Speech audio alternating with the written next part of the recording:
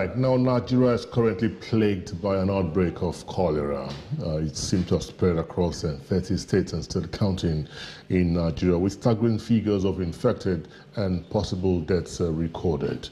On the show today, we are taking a look at the disease, genesis, and the fight for control. It is important. We've had a series of pronouncements by the NCDC looking at how this can be curbed, and every state government. So on the show today, we're being joined by Dr. Janet Ekpayong, who the former DG, Cross River State Primary Health Care.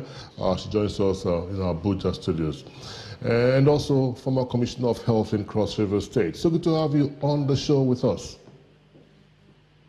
Doctor. Good morning. Good morning, Dr. Janet. Good morning. Okay, fantastic, fantastic. So, maybe you would help us with current updates, where we are exactly with the current plague that we are faced with, the cholera outbreak. We hear it's about 33 states right now of the Federation. I think that is indeed some very staggering worries that we have to live with. Absolutely. Sadly, we are once again being faced by one of the very common diseases that sometimes, though neglected, usually leads to high numbers of mortality, sadly.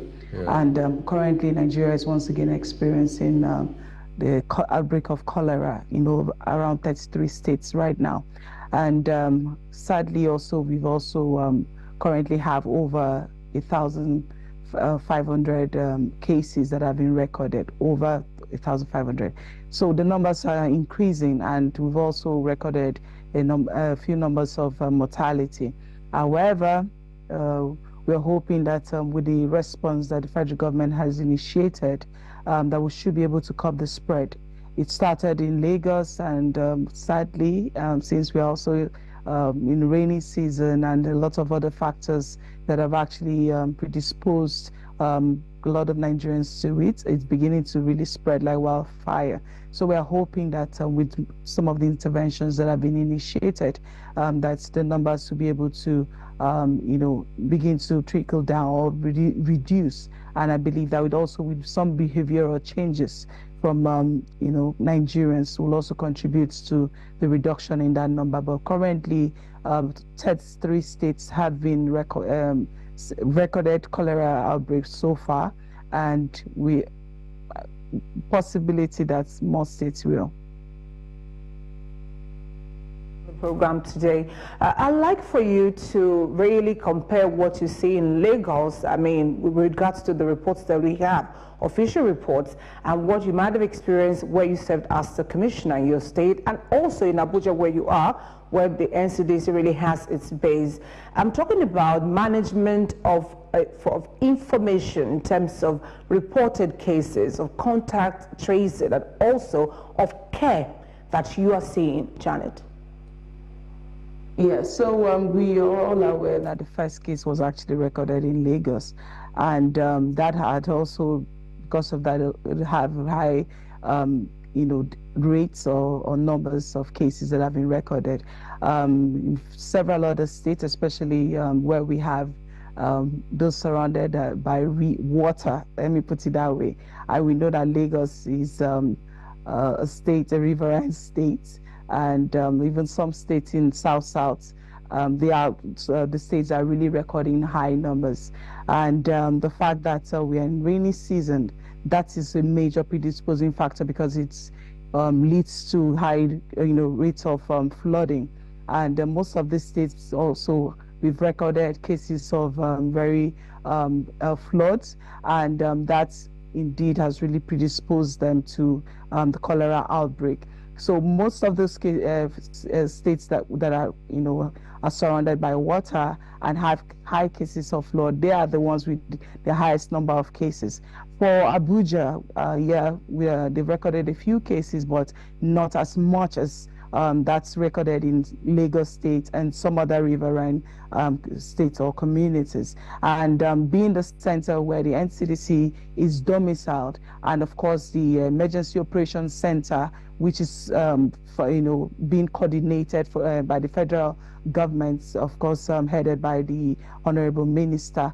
At least they've been able to they've tried to be very responsive, coordinating and responding accordingly, and also acting proactively. And in terms of information dissemination, I know very well that even at the grassroots, there've been an activation of social mobilization in terms of community health workers, environmental workers, as well as other organizations, including international organizations, are working with states at the various communities to sensitize the people in the communities on ensuring that they can, practice food hygiene, proper sanitation, and personal hygiene and other factors or things that will really help to curb the spread of cholera. And even at the national level, I know that there's been a lot of information dissemination using the conventional TV, radio stations, and also sharing protocols to various ministries, all the states and their ministries, as well as health agencies, to help ensure that they can curb the spread of cholera. So I must say that the federal government is doing the best in that regard. But however, it's important that we must sensitize Nigerians. They need to be aware, and at the grassroots, such information is also being carried on. I know that in some communities already, health workers are even moving from house to house to see that they can help share the right information and help people make the right decision, because it also has a lot to do with behavioral changes.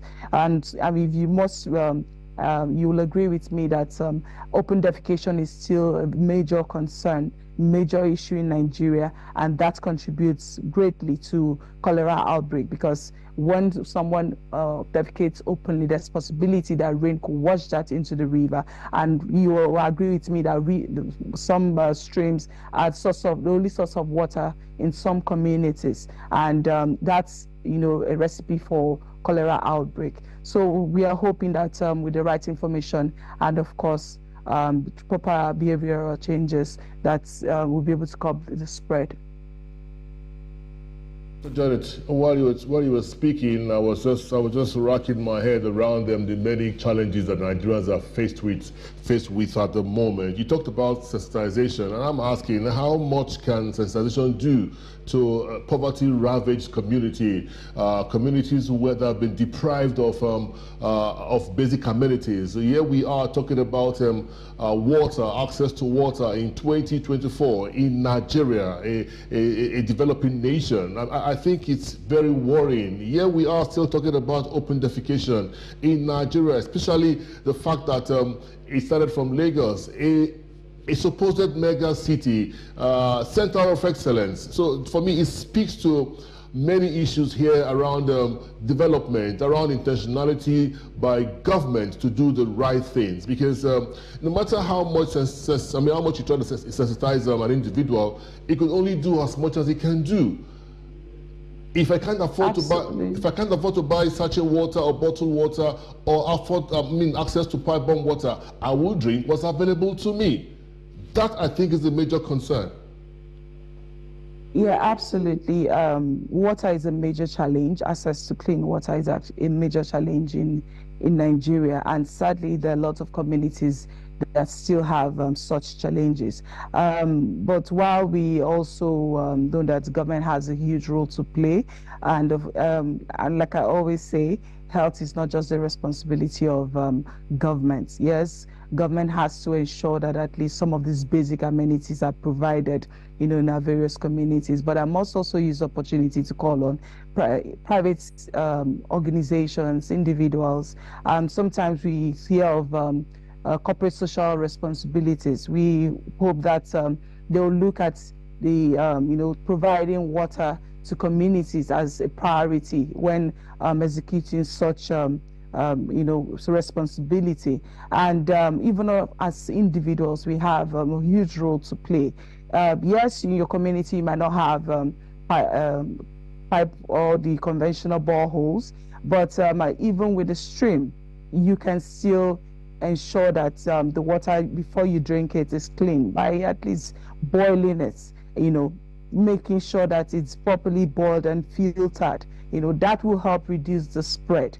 And of course, ensuring that even before preparing your meals, you should wash your hands, because we have typical scenario, a mother who has a baby. After the baby defecates, you clean the baby up, and then you don't get to wash your hands. You use the same hands to go prepare food for your family. That's just a typical scenario of what happens sometimes. So we expect that at least before you touch any form of food, you prepare food for your family, ensure to wash your hands properly, wash your vegetables and all the food that you need to be washed properly, and even food vendors, because sometimes some of this outbreak actually comes from maybe someone who may have gone to eat somewhere, and probably the food vendor may have not have followed, ensure that this food were properly prepared, and people could come down with cholera. So we expect that there should be some form of regulation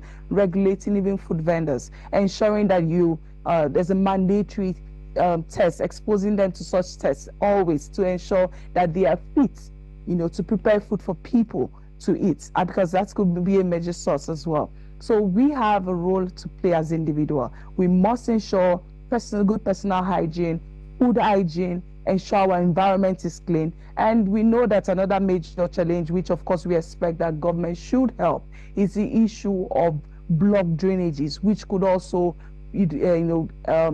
enhance flooding. So if we ensure that we have proper drainage system, as well as ensuring that the such drainage system are also not blocked, that will go a long way to really help curb the spread, so that when rain falls, the water drains properly to wherever it's supposed to go to. But most importantly, for communities that do not have water, they need to be provided with water. And if at all they don't have, for them, at least for now, wherever that source of water is from, ensure that it's boiled and properly filtered, and also observe all other measures. That will go a long way to help curb the spread of cholera and other diarrhea diseases.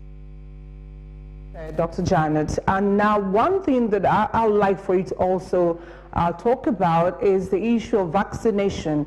As we hear right now, no African nation is producing a cholera vaccine, and so we have to depend on the West or any other source to get our vaccines against cholera in the country. What's your thoughts in this regard? What can be done indeed, not only within Africa, but even within Nigeria, to ensure that we get ourselves the vaccines that we need to stay alive, and of course.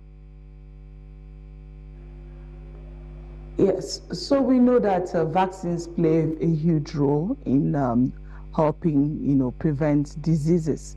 And it's indeed very sad that right now it's a global problem. It's not just in Nigeria. Across the globe, there's, dropping vaccines, the non-availability of vaccines. And I know that the federal government have also made demand, which once the vaccines are available, they are going to be brought into the country as soon as possible. But I think this should serve as a challenge, to African countries and even to Nigeria, to ensure that, we begin to think and see how we can quickly begin to produce these vaccines. The good thing is that we know that every year Nigeria is always affected by cholera. So we need to begin to act and think proactively to ensure that we can begin to plan ahead, even before it happens. For vaccines, in as much as we know that it provides some form of immunity, although just between 2 to 3 years, beyond vaccines, you still have a huge role to play, just like I mentioned earlier. So we are hoping that with the federal government's commitments, and of course my colleague who are also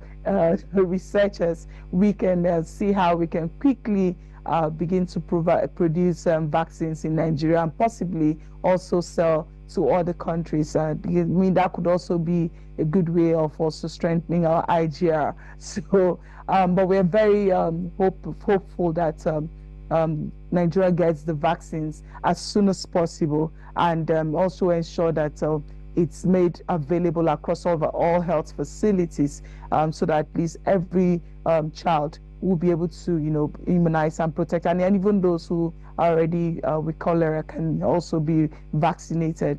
Although, like I said earlier, it provides very short immunity because it's just for 2 to 3 years. So we have a huge role as an individual to play, to prevent cholera or every other diarrhea diseases from being infected by cholera. So, but I'm certain that the issue of vaccine, once it's available, will definitely be also made available in the country. There's still so much we can discuss around cholera outbreak, but I think the points are all well made at the moment. Government should take the bull by the horn, even as much as individuals should also take all precautionary measures of living safe. Thank you so very much. Thank you so very much, Dr. Janet Ekpeyong, former DG, Cross River State, Cross River State Primary Health Care, and also former Commissioner for Health in Cross River State. It's a pleasure speaking with you. Thank you very much for having me. Thank you. All right, very interesting conversation. Janet Ekpeyong there, and it's so nice to know that all Nigerians are putting their voices out there to ensure that you and I do the needful by staying safe from cholera. I miss Auntie Bola's food at this point in time, the corner store, but right now she knows that I can't come to patronize her. So what can families also do within the spaces to ensure that they keep themselves safe from cholera?